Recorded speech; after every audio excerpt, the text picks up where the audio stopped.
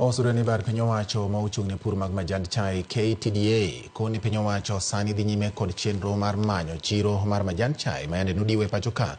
Jakom mar KTDA Nos Njeru koni e kind kilo milion 100 mayande odiwo kaluwore kod keyo mabop mayande jopur oyudo giseyudo chiro mar kilo gana 40 kendo geno margi en ni gidhi yudo chiro ne majan ma pod odong'.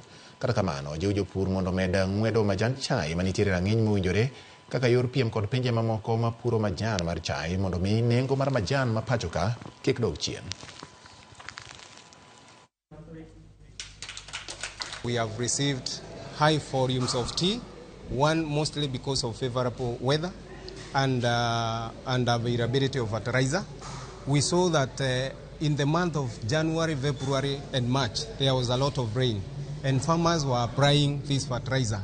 You heard some people say that we have 100 million of kgs of unsold tea, but mainly what we've done so far, right now we are hitting about 40 million.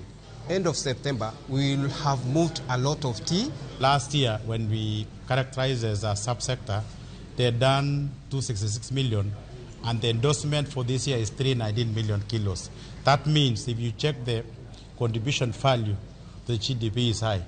And again, the money that will go to the pockets of the farmers again is high compared to last year.